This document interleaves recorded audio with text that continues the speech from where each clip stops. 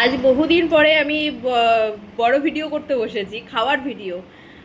অনেকদিন ইউটিউবে সেরকম খাওয়ার ভিডিও আমি ছাড়া হয় না। তো আজকের ফার্স্টেই মানে খাওয়ার ভিডিওতে দেখাই আলু ভাতে। এটা আলু, ডিম, পেঁয়াজ আর শুকনো লঙ্কা আর তেল। পোড়া লঙ্কা। পোড়া লঙ্কা, ওই শুকনো পোড়া লঙ্কা। শুকনো পোড়া। বাট ঝালটা যে এত মারাত্মক হয়, দুটো দিয়েছি তাও ঝাল লাগছে আমার।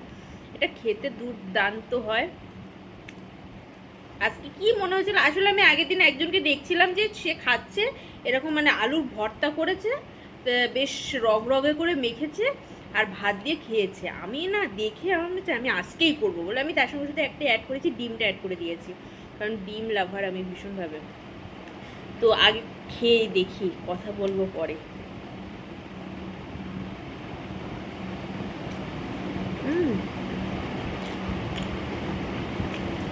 কোনো কথা হবে না, মাকে একবার বলে কেমন হয়েছে।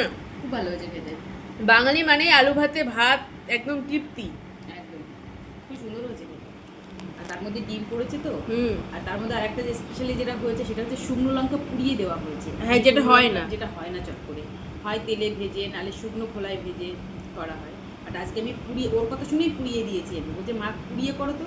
তা লঙ্কাটাকে পুড়িয়ে আচ্ছা করে ওটাকে মাখা হয়েছে, সত্যি খেতে ভালো হয়েছে। তবে পেঁয়াজটা কিন্তু কাঁচা দিতে হবে, তবে ভালো লাগে। হ্যাঁ, অনেকে যারা কাঁচা পেঁয়াজ খেতে চাও না তারা ফ্রাই করতেই পারো, ফ্রাই করে দিতে পারো। আমি প্রথমে ভেবেছিলাম ফ্রাই করব আলুটাকে, সেদ্ধ আলুটাকে, বাট ভাবলাম যে ফ্রাই করে আর কি করব। মা বলছে কাঁচা পেঁয়াজ দিয়েই কর, আলু ফ্রাই করতে হবে না। তো ঠিক আছে, মায়ের কথা শুনে। কাঁচা পেঁয়াজ দিলে কি একটা কচমচে কচমচে ভাব থাকে, ওই জন্য খেতে আরও বেশি ভালো লাগে। আর পেঁয়াজটাকে ভেজে দিলে সেই মানে ওটার টেস্টটা আলাদা হয়ে যায়, কাঁচার টেস্টটা আলাদা। তো আরও একটা জিনিস খাবার রান্না করেছি, এইটা মা করেছে, মা মেখেছে। আর আরেকটা যেটা রয়েছে সেটা রান্নাটা আমি করেছি। অনেক দিন পরে আমি রান্নাঘরে ঢুকেছি, মানে ভীষণ রান্না করতে ইচ্ছে করছিল, রান্না করি। আমি সয়াবিন কষা করতে গিয়েছিলাম, কিন্তু মা বলছে গিলে মেটে খাবো। তো যাই হোক, সেটা তোমাদের সঙ্গে কেমন হয়েছে সেটা মা রিভিউ দেবে, কারণ রান্নাটা আজকে যেহেতু আমি করেছি, রিভিউ আমি দেবো না, আজকে মা রিভিউ দেবে। তো সেটা তোমাদেরকে একটু পরে দেখাচ্ছি, আগে খেয়ে নিই তারপরে দেখাচ্ছি। সো যেটা খেতে বসেছি, গিলে মেটে চচ্চড়ি আমি রান্না করেছি। আমি কি বলবো, যে আজকে টেস্ট করেছে সেই আগে বলুক কেমন হয়েছে, বলে দাও। ভালো হয়েছে। আমার কাছে ঝালটা বেশি লেগেছে, মা বলছে ঝালটা একদম পারফেক্ট আছে। গিলে কই ঝালটা একটু ঝাল বেশি না হলে, মানে এইসব জিনিসে একটু ঝাল ঝাল না হলে ভালো লাগে না।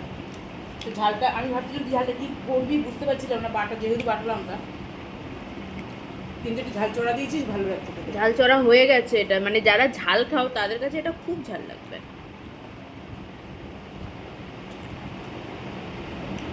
পারফেক্ট হয়েছে।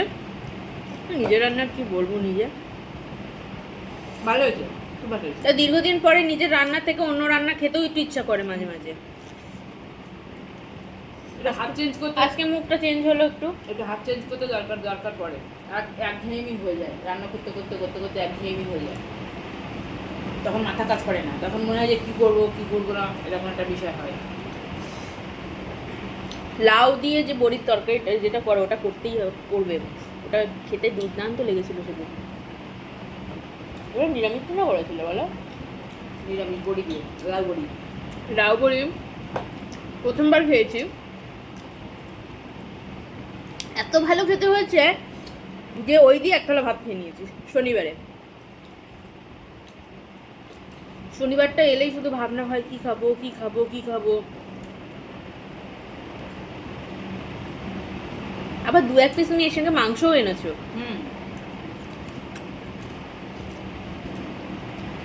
এখন আর আমাকে বলতে হয় না, একবার ধরিয়ে দিয়েছি, রান্নার স্বাদ বুঝে গেছে, খাওয়ার স্বাদ বুঝে গেছে, একবার ধরিয়ে দিয়েছি, এখন নিজে নিজেই নিয়ে আসি মেটে গেলে।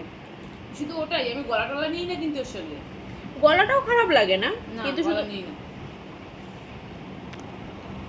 কিন্তু শুধু মেটে গিলেটা ভালো লাগে। আর আর এই মেটে গিলে আনার জন্য আমার দাঁড়িয়েও থাকে, আমি মেটে গিলে নেবই তারপর বাড়ি যাবো। ওদিন দোকানে গেছি, দোকানদার বলছে ম্যাডাম একটু ঘুরে আসুন, আমি যে ঘুরতে কোথায় যাবো তাহলে আমি বাড়ি থেকে আসি, বাজারটা রেখে আসি। বলছে ঠিক আছে, আমি বাড়ি চলে এসেছি। একবার ভাবছিলাম কি যাবো না, আবার ভাবছি না গেলে কথা দিয়েছি। ভদ্রলোক এত ভালো, আমাদের ওখান থেকে মাংস আসে। এত ভালো, সবটা দাঁড় করিয়ে রেখে আগে আমাকে ছেড়ে দেয়। তো আমি গেছি দেখি আমার জন্য প্যাকেট করে রেখে দিয়েছি, আমি না গেলে লজ্জায় পড়ে যেতাম পরের দিন।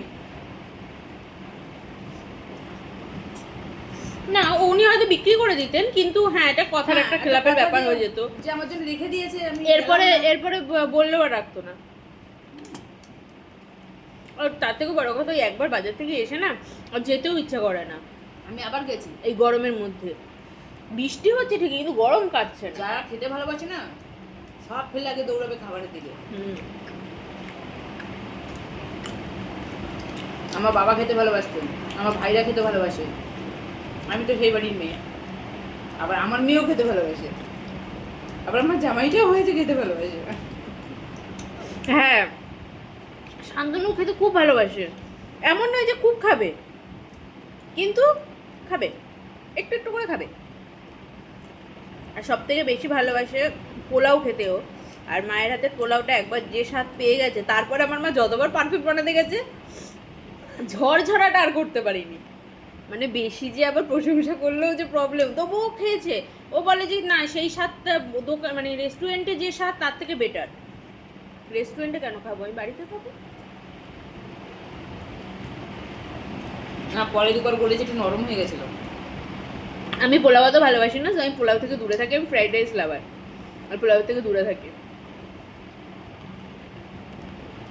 তো চলো, আমার খাওয়া তো প্রায় শেষ হয়ে গেছে, আর একটু আছে, এটা কমপ্লিট করি। ততক্ষণের জন্য সবাই ভালো থেকো, সুস্থ থেকো, টাটা। টাইমিংটা বোঝা যাচ্ছে কটা বাজে, এখন আমি কত দেরিতে খাচ্ছি দেখো।